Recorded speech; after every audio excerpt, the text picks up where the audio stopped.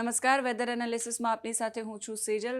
મેઘરાજાએ રૌદ્ર સ્વરૂપ અમુક જગ્યાએ બતાવ્યું છે અને અમુક જગ્યાઓ પર હજુ વરસાદની રાહ જોવાઈ રહી છે. જૂનાગઢ જિલ્લામાં બહુ જ કપરી પરિસ્થિતિ છે. જૂનાગઢની અંદર 22 ગામ છે સંપર્ક વિહોણા બન્યા છે. રાજ્યની અંદર આમ તો જોવા જઈએ 225 તાલુકાઓમાં વરસાદ નોંધાયો છે અને જૂનાગઢમાં મેઘરાજાએ પૂરની પરિસ્થિતિ લાવી દીધી છે. સર્વત્ર જળબંબાકાર છે, છવાઈ ગયું છે. 22 ગામ છે સંપર્ક વિહોણા બન્યા છે અને માંગરોળમાં 22 ઇંચ વરસાદ, માળિયાહાટીનામાં 14 ઇંચ અને ડાંગના વઘઈમાં વરસાદ છે એ 13 ઇંચ વરસ્યો છે, જેનાથી સ્થિતિ વણસી છે.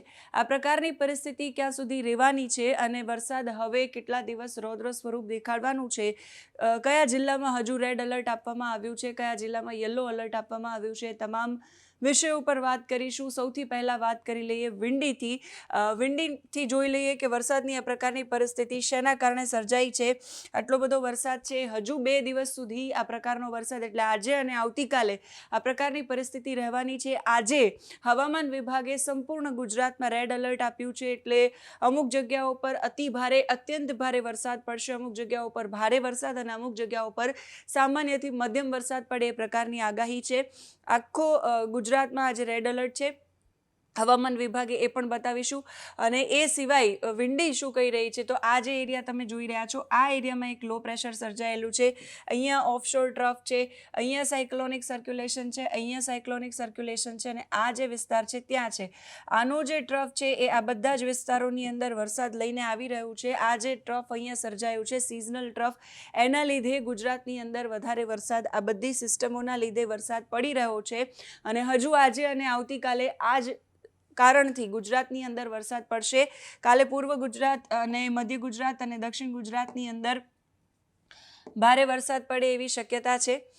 વિંડીના માધ્યમથી જોઈએ તો દક્ષિણ ગુજરાતની અંદર ભારેથી અતિ ભારે વરસાદ, સૌરાષ્ટ્રના અમુક વિસ્તારોમાં, ખાસ સુરત, નવસારી આસપાસનો જે વિસ્તાર છે, ડાંગ આસપાસનો જે વિસ્તાર છે, ત્યાં સૌથી વધારે વરસાદ પડે એ પ્રકારની શક્યતા આજના દિવસમાં 12 વાગ્યા સુધીમાં વિંડી બતાવી રહી છે. 2 વાગતા એ પરિસ્થિતિ સુરત, કોંકણ, ગોવાના જે વિસ્તારો છે ત્યાં અને આ તરફ આપણે ત્યાં અમદાવાદથી લઈ નીચેનો જે આખો પટ્ટો છે, સુરત આસપાસનો, આ બાજુ ભાવનગર, ગીર સોમનાથ, વેરાવળ, રાજકોટના અમુક વિસ્તારોમાં ભારે વરસાદ પડશે એ પ્રકારની શક્યતા છે. આ સિવાય મહેસાણા છે, પાટણ છે, બનાસકાંઠા છે, ત્યાં વરસાદ પડે અને સૌથી વધારે વરસાદ દક્ષિણ ગુજરાતમાં અને સૌરાષ્ટ્રના અમુક ભાગોમાં ખાસ છે. વેરાવળ, ગીર સોમનાથ, જૂનાગઢ આસપાસના વિસ્તારો છે ત્યાં, રાજકોટ આસપાસના વિસ્તારોમાં પણ વરસાદ પડે એ પ્રકારની શક્યતા બતાવી રહ્યું છે. 6 તારીખ આસપાસ આ પ્રકારની પરિસ્થિતિ રહેવાની છે વરસાદની. સુરતથી નીચેનો જે પટ્ટો છે ત્યાં ભારેથી અતિ ભારે વરસાદ 6 તારીખ 7 તારીખ આસપાસ પડે એવી શક્યતા છે. જે અહીંયા સાયક્લોનિક સર્ક્યુલેશન સર્જાયું છે બંગાળની ખાડીમાં, એ આ તરફ આવે અને એની અસર ગુજરાત પર થાય એવી શક્યતા વિંડી પણ બતાવી રહ્યું છે અને બાકી જે હવામાન મોડેલો અને હવામાન નિષ્ણાંતો છે એ પણ કહી રહ્યા છે. હાલ આ પ્રકારની પરિસ્થિતિ છે. હવે જોઈ લઈએ ઓલ ઇન્ડિયા વેધર ફોરકાસ્ટ. હવામાન વિભાગ છે શું કહી રહ્યું છે. તો આજની આ તારીખ જો 4 તારીખ હવામાન વિભાગે સંપૂર્ણ ગુજરાતમાં રેડ એલર્ટ આપ્યું છે. અહીંયા જે સર્જાયું છે એના કારણે જે ટ્રફ બન્યું છે, ટ્રફના લીધે ગુજરાતની અંદર ભારે વરસાદ પડે એવી શક્યતા છે. સિવાય મુંબઈ, મહારાષ્ટ્ર, ગોવા આસપાસના જે વિસ્તારો છે, બધા જ વિસ્તારોમાં આજે રેડ કલરમાં છે, એ બધા જ વિસ્તારોમાં રેડ એલર્ટ આપવામાં આવ્યું છે, એટલે ભારેથી અતિ ભારે વરસાદ પડે. ગુજરાત માટે આવતીકાલ માટે હવામાન વિભાગે શું ફોરકાસ્ટ કર્યું છે. તો આવતીકાલ માટે ગુજરાત રિજિયન છે, આખો પટ્ટો ઉપરથી લઈ છેક નીચે સુધી નો જે આખો પટ્ટો છે ત્યાં રેડ એલર્ટ આપવામાં આવ્યું છે. એટલે હજુ 48 કલાક ગુજરાત માટે ભારે છે, કેમ કે અતિ ભારે વરસાદ, ક્યાંક અત્યંત ભારે વરસાદ, ક્યાંક સામાન્યથી મધ્યમ વરસાદ, તો ક્યાંક કોરું રહેવાની પણ સંભાવનાઓ છે. હવે વાત કરી લઈએ હવામાન વિભાગની સાથે ગુજરાતના કયા કયા જિલ્લાઓમાં હવામાન વિભાગે આજના દિવસ માટે રેડ એલર્ટ આપ્યું છે, કે હવામાન વિભાગે ઓરેન્જ એલર્ટ આપ્યું છે, કે યલો એલર્ટ આપ્યું છે. આજનું આવતીકાલનું ફોરકાસ્ટ શું છે હવામાન વિભાગનું, કયા જિલ્લાઓ માટે ભારે છે એ પણ વાત કરી લઈએ. નીચાણવાળા વિસ્તારોમાં ન જવા માટે જે જગ્યાઓ પર ભારે વરસાદ છે એ વિસ્તારોમાં અપીલ કરવામાં આવી રહી છે. 9 તારીખ સુધીનું વરસાદી ફોરકાસ્ટ હવામાન વિભાગે કર્યું છે.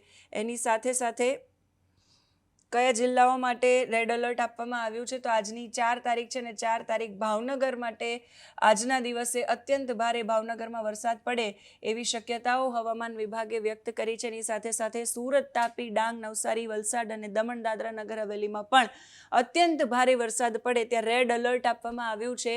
દાહોદ, છોટાઉદેપુર, વડોદરા, નર્મદા, ભરૂચમાં પણ અતિ ભારે વરસાદ આજના દિવસે પડશે. ઓરેન્જ એલર્ટ છે ત્યાં અમરેલી, જૂનાગઢ, ગીર સોમનાથ માટે આજનો દિવસ પણ ભારે વરસાદ, અતિ ભારે વરસાદ પડે એવી શક્યતા છે. ઓરેન્જ એલર્ટ છે રાજકોટ, બોટાદ અને પોરબંદરમાં પણ ભારે વરસાદ પડશે. આણંદ, પંચમહાલ અને મહીસાગરમાં પણ ભારે વરસાદ પડે એ પ્રકારની શક્યતા છે. દેવભૂમિ, દ્વારકા, જામનગર અને સુરેન્દ્રનગર અને અમદાવાદના અમુક વિસ્તારોમાં પણ વરસાદ પડે એવી શક્યતા છે. ચોમાસું જેમ જેમ આગળ વધશે એ પ્રકારે ગુજરાતનો જે આ ભાગ વિસ્તાર છે એ ધીમે ધીમે હવે વરસાદના ચોમાસું ત્યાં પહોંચ્યું છે. બાકીનો જે ભાગ છે ત્યાં પણ જેમ ચોમાસું આગળ વધશે એમ વરસાદ આવશે. એટલે 4 તારીખમાં આજના દિવસ માટે સુરત, નવસારી, તાપી, ડાંગ અને વલસાડ અને સૌરાષ્ટ્રમાં ભાવનગર, અમરેલી, જૂનાગઢ, ગીર સોમનાથ આ બધા જે વિસ્તારો છે એના માટે આજનો દિવસ હજુ ભારે છે. વાત કરી લઈએ આવતીકાલની 5 તારીખે હવામાન વિભાગે સુરત, તાપી, નવસારી, ડાંગ, વલસાડ, દમણ, દાદરા, નગર હવેલીમાં રેડ એલર્ટ આપ્યું છે. અત્યંત ભારે વરસાદ આવતીકાલે પણ ત્યાં પડવાનો છે. દક્ષિણ ગુજરાતમાં અમરેલી, ભાવનગર અને ગીર સોમનાથ માટે ઓરેન્જ એલર્ટ આપ્યું છે.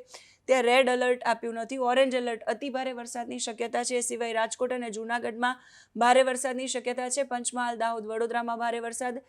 છોટાઉદેપુર, નર્મદા અને ભરૂચમાં આવતીકાલે અતિ ભારે વરસાદની શક્યતા. ત્યાર પછી ભારે વરસાદની ચેતવણી આપવામાં આવી છે 6 તારીખમાં નવસારી, ડાંગ અને વલસાડ, દમણ, દાદરા, નગર હવેલીમાં રેડ એલર્ટ છે. સુરત, તાપીમાં ઓરેન્જ, ભરૂચ, નર્મદા અને છોટાઉદેપુરમાં યલો એલર્ટ આપવામાં આવ્યું છે. ગીર સોમનાથ, અમરેલીમાં યલો એલર્ટ છે પરમ દિવસે એટલે 7 તારીખે 6 તારીખે અને ભાવનગરમાં ઓરેન્જ એલર્ટ આપવામાં આવ્યું છે એટલે અતિ ભારે વરસાદની શક્યતા છે. ત્યાર પછી 7 તારીખ માટે રેડ એલર્ટ આપવામાં આવ્યું નથી પરંતુ ઓરેન્જ અને યલો એલર્ટ હજુ યથાવત છે.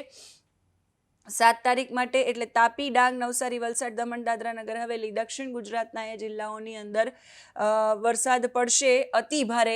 છોટાઉદેપુર, નર્મદા અને સુરતમાં ભારે વરસાદ. ભાવનગર, અમરેલી અને ગીર સોમનાથમાં વરસાદનું જોર યથાવત રહેશે હજુ 3-4 દિવસ એટલે 7 તારીખે ત્યાં ભારે વરસાદ પડશે.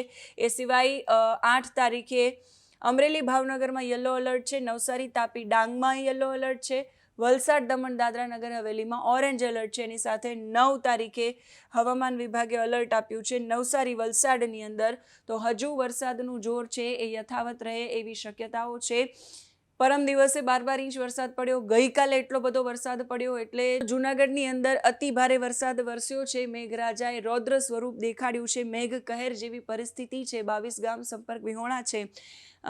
તમામ અધિકારીઓ, એનડીઆરએફની ટીમો, હોમગાર્ડની ટીમો એ સતત સ્થળ પર કાર્યરત છે.